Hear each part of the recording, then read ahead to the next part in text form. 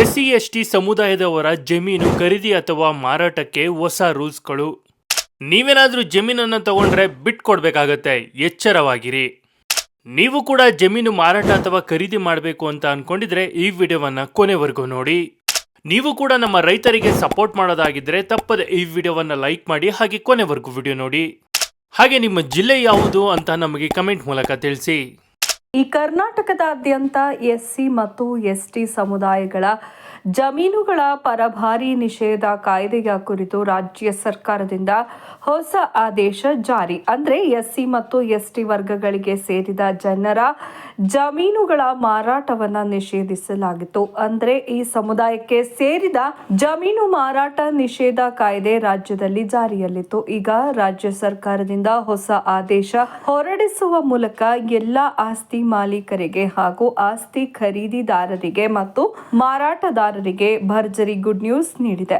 ಒಂದು ಆಸ್ತಿಯನ್ನ ನಾವು ಖರೀದಿಸಬೇಕಾದ್ರೆ ಆ ಆಸ್ತಿಯ ಸಂಪೂರ್ಣ ಹಿನ್ನೆಲೆ ಹಾಗೂ ಪ್ರಸ್ತುತ ಆಸ್ತಿಯ ವಿವರ ಜೊತೆಗೆ ಆಸ್ತಿಯ ಸಂಪೂರ್ಣ ವಂಶಾವಳಿ ಸೇರಿದಂತೆ ಎಲ್ಲ ದಾಖಲೆಗಳು ಮತ್ತು ವಿವರವನ್ನ ತಿಳಿದುಕೊಳ್ಳುತ್ತೇವೆ. ಕರ್ನಾಟಕ ರಾಜ್ಯದಲ್ಲಿ ಪರಿಶಿಷ್ಟ ಜಾತಿ ಮತ್ತು ಪರಿಶಿಷ್ಟ ಪಂಗಡಗಳ ಸಮುದಾಯಕ್ಕೆ ಸೇರಿದ ಆಸ್ತಿಗಳ ಮಾರಾಟ ಮತ್ತು ಖರೀದಿಯನ್ನ ರಾಜ್ಯ ಸರ್ಕಾರ ನಿಷೇಧ ಮಾಡಿರೋದು ಈಗಾಗಲೇ ಎಲ್ಲರಿಗೂ ಗೊತ್ತೇ ಇದೆ. ಆದ್ರೆ ಇಷ್ಟು ವರ್ಷಗಳ ನಂತರ ಈ ನಿಷೇಧ ಕಾಯ್ದೆಯಲ್ಲಿ ದೊಡ್ಡ ಬದಲಾವಣೆಯನ್ನ ಮಾಡಲಾಗಿತ್ತು. ಮಾಡಿರುವ ಬದಲಾವಣೆಯಾದ್ರೂ ಏನು ಹಾಗೂ ಎಸ್ಸಿ ಮತ್ತು ಎಸ್ಟಿ ವರ್ಗಕ್ಕೆ ಸೇರಿದ ಜಮೀನುಗಳ ಪರಭಾರೆ ಕಾಯ್ದೆಯ ಕುರಿತು ಇರುವ ಸಂಪೂರ್ಣ ಮಾಹಿತಿಯಾದ್ರೂ ಏನು ಎನ್ನುವ ಕಂಪ್ಲೀಟ್ ಡೀಟೇಲ್ಸ್ ಈ ವಿಡಿಯೋದಲ್ಲಿ ನೀಡಲಾಗಿದ್ದು, ತಪ್ಪದೇ ಈ ವಿಡಿಯೋಗೆ ಈಗಲೇ ಒಂದು ಲೈಕ್ ಮಾಡಿ ಹಾಗೂ ಈ ಮಾಹಿತಿಯನ್ನ ಪರಿಶಿಷ್ಟ ಜಾತಿ ಮತ್ತು ಪರಿಶಿಷ್ಟ ಪಂಗಡಗಳಿಗೆ ಸೇರಿದ ಜಮೀನು ಇರುವ ಎಲ್ಲ ಜಮೀನುಗಳ ಮಾಲೀಕರಿಗೆ ತಲುಪುವವರೆಗೂ ಅವರ ವಾಟ್ಸ್ಆಪ್ ಗ್ರೂಪ್ಗಳಿಗೆ ಶೇರ್ ಮಾಡಿ ಹಾಗೂ ಆಸ್ತಿ ಖರೀದಿ ಮತ್ತು ಮಾರಾಟ ಮಾಡುವ ರಿಯಲ್ ಎಸ್ಟೇಟ್ ನಲ್ಲಿರುವ ಯಾವುದೇ ಆಸ್ತಿ ಮಾಲೀಕರಿಗೆ ಹಾಗೂ ವ್ಯವಹಾರಕರಿಗೆ ತಲುಪುವವರೆಗೂ ರಾಜ್ಯದ ಪ್ರತಿಯೊಬ್ಬರಿಗೂ ಕೂಡ ತಲುಪುವವರೆಗೂ ಎಲ್ಲ ಕಡೆ ಶೇರ್ ಮಾಡಿ. ಯಾಕಂತಂದ್ರೆ ಎಸ್ಸಿ ಮತ್ತು ಎಸ್ಟಿ ವರ್ಗಕ್ಕೆ ಸೇರಿದವರ ಜಮೀನು ಖರೀದಿ ಮಾಡಲು ಯಾರು ಕೂಡ ಬೇಗನೆ ಮುಂದೆ ಬಂದು ಖರೀದಿ ಮಾಡೋದಿಲ್ಲ. ಈ ಹಿಂದೆ ಅದೇ ಜಾತಿ ಮತ್ತು ವರ್ಗಕ್ಕೆ ಸೇರಿದ ವ್ಯಕ್ತಿಯು ಮಾತ್ರ ಖರೀದಿ ಮಾಡಬೇಕು ಅನ್ನೋ ನಿಯಮ ಕೂಡ ಇತ್ತು. ಇತ್ತೀಚೆಗೆ ಬಹಳಷ್ಟು ನಿಯಮಗಳಲ್ಲಿ ಬಹಳಷ್ಟು ವ್ಯತ್ಯಾಸಗಳಾಗಿದ್ದು, ಈ ಬಗ್ಗೆ ಪ್ರತಿಯೊಬ್ಬರಿಗೂ ಕೂಡ ಈ ವಿಷಯವನ್ನ ತಿಳಿಸಿ ದಾಖಲೆ ಸಮೇತ ಮಾಹಿತಿಯನ್ನ ವಿವರವಾಗಿ ನೀಡಲಾಗಿತ್ತು. ತಪ್ಪದೆ ಕೊನೆವರೆಗೂ ನೋಡಿ.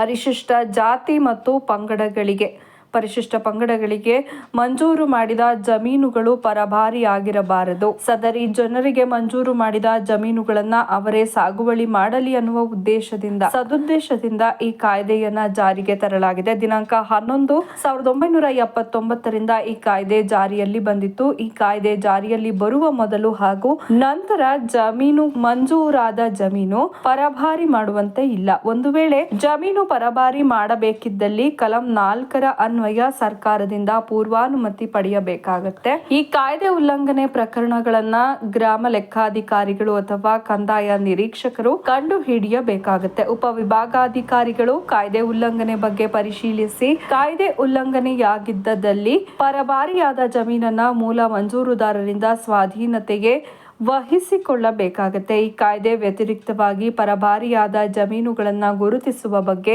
ಗ್ರಾಮದಲ್ಲಿ ಪರಿಶಿಷ್ಟ ಜಾತಿ ಮತ್ತು ಪರಿಶಿಷ್ಟ ಪಂಗಡದವರಿಗೆ ಮಂಜೂರಾದ ಜಮೀನಿನ ವಿವರಗಳನ್ನ ಗೇಣಿ ಮತ್ತು ಪಹಣಿ ಪತ್ರಿಕೆಗಳಿಂದ ಗುರುತಿಸುವುದು ಹಾಗೂ ಸ್ವಾಧೀನತೆ ಇದ್ದ ಅಥವಾ ಇರದ ಬಗ್ಗೆ ಮಾಹಿತಿ ಪಡೆಯುವುದು, ಸ್ಥಾನಿಕ ವಿಚಾರಣೆಯಿಂದ ಖಚಿತಪಡಿಸಿಕೊಳ್ಳುವುದು, ಭೂ ಮಂಜೂರಿ ವಹಿಯ ಆಧಾರದ ಮೇಲೆ ಮಂಜೂರಿದಾರರ ವಿವರ ಪಡೆದು ಪರಿಶೀಲಿಸುವುದು, ಸಾಗುವಳಿ ಚೀಟಿಗಳು ಅಥವಾ ಹಕ್ಕು ದಾಖಲಾತಿಗಳ ಆಧಾರದ ಮೇಲೆ ಮಂಜೂರಾತಿಯ ವಿವರಗಳನ್ನ ಪರಿಶೀಲಿಸುವುದು ಉಲ್ಲಂಘನೆಯಾಗಿವೆ ಅಂತ ಕಂಡು ಬಂದಲ್ಲಿ, ಅಂದ್ರೆ ಉಲ್ಲಂಘನೆಯಾಗಿದೆ ಅಂತ ಕಂಡು ಬಂದಲ್ಲಿ ಅವುಗಳ ಬಗ್ಗೆ ವಿವರ ನೀಡಿ ಸ್ಥಳ ಪರಿಶೀಲನಾ ವರದಿ, ಪಂಚನಾಮೆ, ಸಂಬಂಧಿಸಿದವರ ಹೇಳಿಕೆ ಪಡೆದು ಪ್ರಕರಣ ತಯಾರಿಸಿ ತಹಶೀಲ್ದಾರರಿಗೆ ವರದಿ ಮಾಡೋದು. ಪ್ರಕರಣ ತಯಾರಿಸುವಾಗ ಗೇಣಿ ಪತ್ರಿಕೆ ಅಥವಾ ಚಕ್ಬಂದಿ ವಿವರ ಹಾಗೂ ನಕಾಶದ ಪ್ರತಿ ಅಥವಾ ಕೈ ನಕಾಶೆ ತೆಗೆದು ಪ್ರಕರಣ ಸಲ್ಲಿಸುವುದು. ಉಪವಿಭಾಗಾಧಿಕಾರಿಗಳು ಆದೇಶ ಮಾಡಿದ್ದಲ್ಲಿ, ತಡೆಯಾಜ್ಞೆ ನೀಡಿದ್ದಲ್ಲಿ